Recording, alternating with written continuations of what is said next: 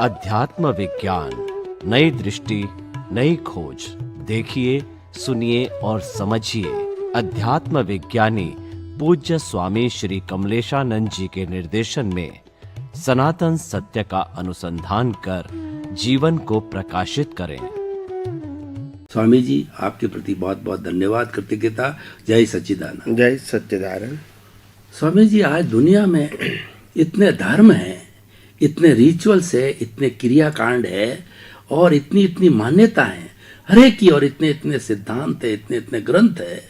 तो इतने ग्रंथ होने के बाद में अगर हमारा अध्यात्म विज्ञान क्या सबको कुदरत का कानून का सही समाधान दे सकता है या नहीं, या वो इस कुदरत के कानून को मानेंगे या नहीं मानेंगे, ऐसा नहीं है कि वो इसका विरोध करने का प्रश्न ही, क्यों कुदरत का काम सब में चलता है। तो आप थोड़ा इस पर खुलासा कीजिए कि किस तरीके से हमारा यह अध्यात्म विज्ञान सभी धर्मों के लिए, किसी एक का सवाल नहीं, सबको गाइडेंस दे सकता है और सबको मार्गदर्शन कर सकता है, क्योंकि तो कुदरत की बात है। तो आप बताइए। धन्यवाद। सबसे पहली बात यह है कि दुनिया तो विविधता से ही बनी हुई है और विविधता से ही चलेगी। कोई एक धर्म पूरे विश्व का संचालन नहीं कर सकता है, कोई एक भगवान या गुरु विश्व का संचालन नहीं कर सकता है, और कोई एक धर्म ग्रंथ और रिचुअल्स या मंत्र पूरे विश्व का संचालन नहीं कर सकता है।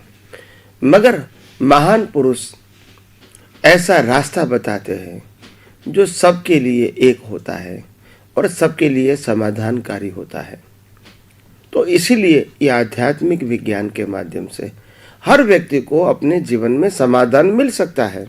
ऐसा नहीं कि आपको ये सब अपनी जो कुल धर्म है या मान्यता है वो अब छोड़ना है, बदलना है, इसको निकालना है, ये विषय नहीं है।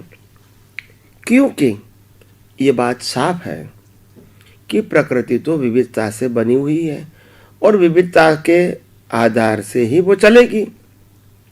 कोई राम को माने, कोई कृष्ण को माने, कोई महावीर को माने, कोई शिव को माने, कोई स्वामीनारायण को माने, कोई क्राइस्ट को माने, कोई पैगंबर को माने।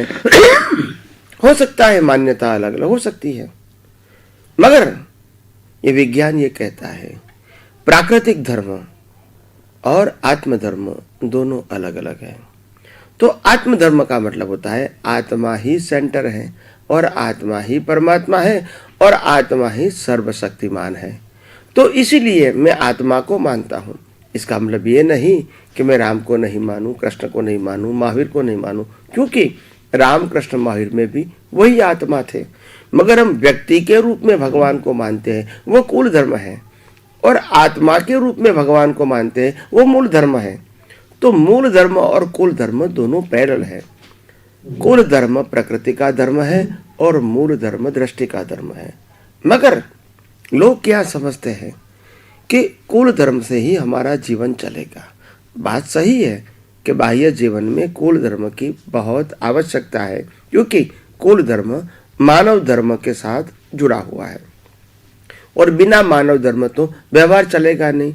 न विश्वास, न व्यवहार, न एक दूसरे के जबान की कीमत कोई नहीं रहेगी। तो इसीलिए इस व्यवहार धर्म के अंदर और इस मूल धर्म के अंदर ये बात को समझना पड़ेगा कि ये दोनों पैरेलल है।